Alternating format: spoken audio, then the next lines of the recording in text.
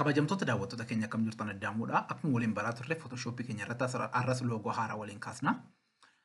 Photoshop keessan akkuma open gootaniin iddoo kana dhannee faayilii keessaa open goona. New file ega jennee booda iddoo kanatti maqaa barreessina.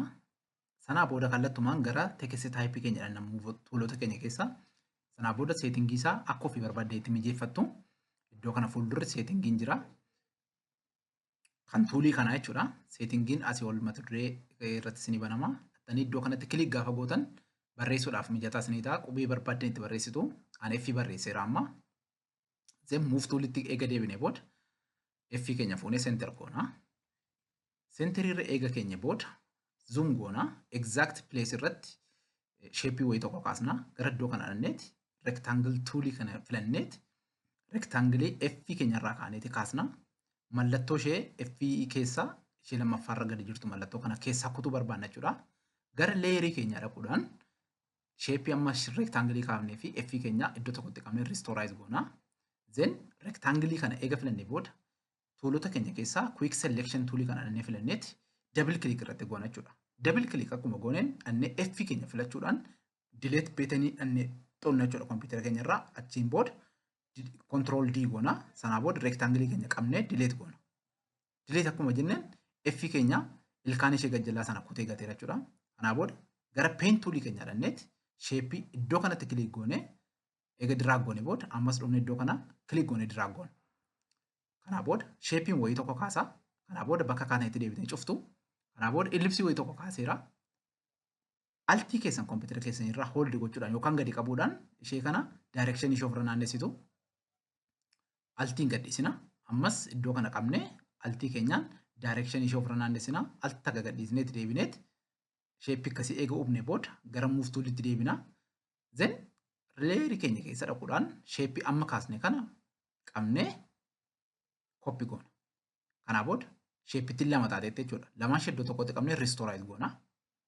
Restorize eega goone booda shape ishee copy kan addunaa filanneeti asii gadi arrow keenya fayyadamnee move goona. Bakka barbaannu irra eega dhannee keenya booda eega keetti mijeessinee booda leerii keenya irraa xiqqeessineeti. Amma immoo gara ellipsii toolii keenya dhannaa. Ellipsii asii filanneeti. Shiftii keenya fayyadamnee drag gaafa nuyi goonu ellipsii akkasii nuu kaasa jechuudha. Then setting isaa keessa dhanneeti iddoo kaalerii jettu dhannee kana kaalerii irraa kaasna. Garuu stroke dhannee kaalerii filanna. Stroke kaalerii barbaanne akkuma filanneen gara stroke value immoo dhannee value isaa ol kaasna jechuudha. Mee 35 36 yoo goone 40 yoo goone ga'a. Kanaa booda achumaan wadiyaawun move toolitti deebineeti iddoo isaa sirreessinee center goona. Then ellipsii keenya ammas copy goona. Akkuma silaa jechuudha. Ellipsii copy gooneeti. Ellipsii lamaan ishee shift fayyadamuudhaan filannee restorize goona. Restorize eega goone booda ellipsii ishee lammaffaa kan addanaa hold goone yookaan qabneeti paint toolii keenya addanaa filannee irratti click goona. Qalama isaa wal jijjiirraa jechuudha. Ellipsii wanii fi ellipsii wan copy'n qalama garaa garaa ta'eera jechuudha. Then move toolitti deebi'uudhaan arrow keenya fayyadamnee gara mirgaatti oofna. Ellipsii keenya ishee lammaffaa sana jechuudha. Gara mirgaatti akkuma oofneen kun walirraa ka'eera. Sanaa booda iddoo kana dhuftanii qabdaniiti shiftii keessan qabdanii ofirra deebisuun xiqqeessitu jechuudha. Eega xiqqeessitanii booda center gootu. Center akkuma gootaniin dhaxxanii quick selection toolii filachuudhaan double click gootu. Double click gaafa isin gootan shape isin filattan kana filateera jechuudha. Then ellipsii tokkoffaatti gadi deebinee delete goona. Kanaa booda control D goona. Kanaa booda ellipsii ishee kana qabneeti delete goona.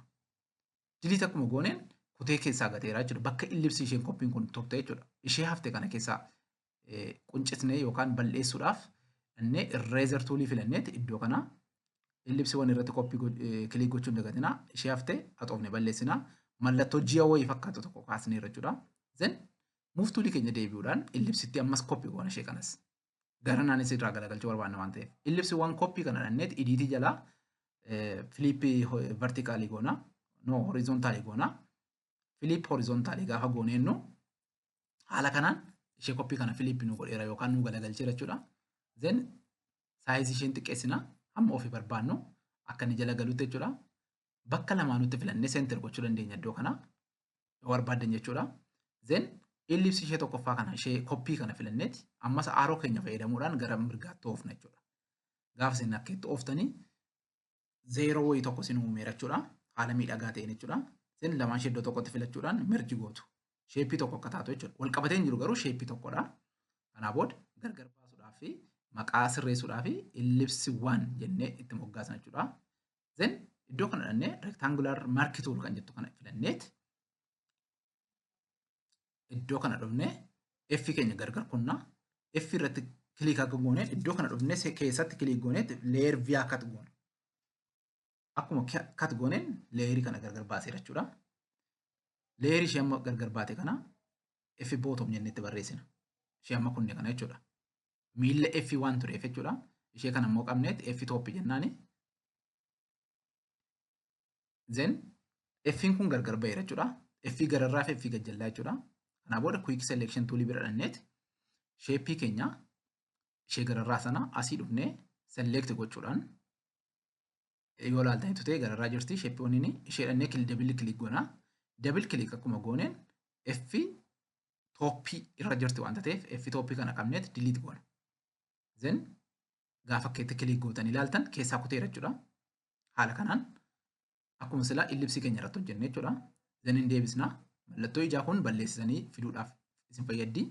Then sheeppiiwwan koppii keenyas annee double click irratti goona. Already quick selection tool sila filanneerra waan ta'eef jechuudha. F bottomii keenya addunaa filannee ammas delete goone control D goona. Akkeetti kutee keessaa gateera jechuudha. Check gochuu dandeessu. Ishee hafte gidduudhaa balleessuudhaaf eraser toolii keenya annee filanneet asii F toppii fi F bottomii irratti dabaree darbeedhaan irratti kiliik goone haxoofne keessaa balleessina jechuudha. Zin haxoofni eega balleessinee booda haala miidhagaa kana ta'een akkeetti kutee keessaa gateera jechuudha. Zin reektaangilii wayii filannee amma immoo reektaangilii kaasnaa barreeffama barreessina iddoo kanatti waan ta'eef ammas hin kunnaa iddoo kana dhannee leerii keenya jedhannee reektaangilii kana restooraayis gootu. Restooraayis akkuma gootaniin ammas iddoo kana dhannee quick selection toolii filannee double click irratti goona reektaangilii keenya irratti. Haaluma salphaa ta'een filateera. Kanaa booda ellipsii keessan filattaniiti delete gootu. Kanaa booda control D gootu. Kanaa booda rectangle kana fuutanii hin balleessitu jechuudha. Haala kanaan delete keessatti gaafa gadhiiftan keessaa kutee gateera jechuudha. So akkuma inni kutee gateen gara text keessan hidhattaniiti mallattoo T keyboard keessan irraa tuquu dandeessu. Iddoo kanatti gaafa isin click gootan barreessuudhaaf isin mijataa garuu gurguddaa irra jiru waanta ta'eef ishee kana fuutanii 18 barreessitu settingii isaa. Kanaa booda qalama barbaadan danaa filachuu dandeessu. Qalama diimaa wayii yoo filannee gara giree kana yoo filannee yes kun bareedaadha. Asitti maqaa loogoo keessanii amma gaanqubee F'n hojjedhe garuu loogoo baradhaa itti barreessaa jira. Keessumaa achumaanis barsiisuudhaaf hojjedhaa waan ta'eef kanaa booda iddoo isaa haala kanaan muuftuulii keessan irratti eega deebitanii filattanii booda akkeetti iddoo isaa mijeessuu dandeessu. Iddoo kana qabdan shiftii keessan fayyadamuudhaan barreeffamicha gurguddisuus xiqqeessuus hin dandeessu. Sen right jettuuni garuu barreeffamichi xiqqoo gargar fagaatee waan ta'eef double click gootanii select gootanii kaaraakterii jala dhattaniiti VA bakka jettu kanatti akkeetti qabdanii drag gootanii gaafa duubatti harkiftan hin xiqqeessa jechuudha. Barreeffama gidduu gargar fageenya jirtudha jechuudha. Then iddoo kana dhannee ammas peentuulii keenya bira dhanneeti peentuulii filannee dhufnee bakka kanarraa sheeppii wayii tokkotti hojjennaa. Iddoo kana kiliik gooneet gara kana ammas kiliik goonee deebinee bakka kanatti kiliik goona. Deebinee bakka kanatti cufnaa. Gaafa cufnu waan bareedaa wayii tokkoon hojjeteera. Muuftuulii keenya deebinee bakka isaa sirreessuudhaan inni ammas sheeppii keenya kana restooraayis goona jechuudha. Restooraayis egaa goone sheeppii kana ilaaltanii xumurameera kanaa booda waan hojjedhu hin jiru yoo jettan gara kaalerii dhattaniiti kaalerii filattu. Iddoo kana tuulii keessan jala dhattanii jechuudha. Kanaa booda iddoo kana dhattaniiti paint packet tuulii kana filachuudhaan kaalerii jijjiiruu barbaadan irratti dhattanii kiliik gootu. Sheeppii ellipsii fakkeenyaaf jijjiiruu barbaadan yoo ta'e dhattanii ellipsii filattanii kiliik irratti gootu. Amma immoo F jijjiirtu yoo ta'e F tooppii yookaan bootomii filattanii addunaa kiliik gootu. Then sheeppii wanii filattaniitti kiliik gootu. Kanaa booda fixxaniitti yoo ta'e muuftuulii keessanii deebina. Muuftuulitti eega deebinee booda sheeppoota keenya hundumaa iddoo tokkotti shiftii keenya fayyadamuudhaan filannee restooraayis goona. Kan restooraayisiin godhin waan tureef then merge layer goona. Merge layer akkuma gooneen fin'ee irra jechuudha sheeppii kana kaasnee then Mookaappii faayilii keessan naqxaniiti faayila keessan keessaa open gootu faayilii jettaniiti open jettu gara mookaappii faayilii keessanitti isin geessa. Then mookaappii faayilii kiiboordii kompiitara koorraa nan banadha. Open akkuma isin jettaniin fuula lammaffaa irratti mookaappii faayilii naa baneera jechuudha. Kanaa booda gara mookaappii faayilii keessan jettanii loogoo here bakka jedhutti double click gootu. Akkuma isin double click gootaniin fuulli haaraan irratti geessitan isinii banama. Then of jalaa gootu loogoo kanaan dura jala ture jechuudha. Iddoo kanaa then gara faayila keessanii sammuu hojjettanitti deebi'uudhaan silaatti deebi'uudhaan leerii keessan jalatti baakgiraawundii jalaa cuftu. Baakgiraawundii akkuma jalaa balleessitaniin sheeppii keessa irratti kilik gootanitti sheeppii keessan diraag gootanii irraa kaastaniiti iddoo kana fiddu jechuudha. Dhaxxaniiti dirooppi gootu. Sheeppii amma nuu baname irratti dhaxxaniiti dirooppi gootu. Akkuma dirooppi gootaniin saayizii isaa xiqqeessuus guddisuus hin dandeessu. Ani garuu nagaa waan ta'eef iddoo kana eegan kaa'ee booda meeskii xiqqoottaa daballu. Kanaa booda raayit jennaani. Then mallattoo eksiitiin keessaa baana. Seef gochuu barbaadaadha. Yes jettuuni. Eeyyee jennaani. Akkuma isin eeyyee jettaniin fuula gara biraa irratti haala kanaan loogoo miidhagaa baay'ee bareedaa tokko isin hojjetachuudha. Kun akkuma argitan loogoo amma hojjenne baakgiraawundii bareedaadhaan nu hojjeteera jechuudha. Reender nu godheera jechuudha. Kanan gammachiis isin wajjin ture. An addaamuun ture. Toora yuutuubii keenya jala yoo galtan loogoo kana fakkaatu baay'ee isaa argattu. Kanaafi sabiskiraayib gochuudhaan illee maatii keenya ta'uu hin dagatinaa isin jenna. Hedduu galatoomaa.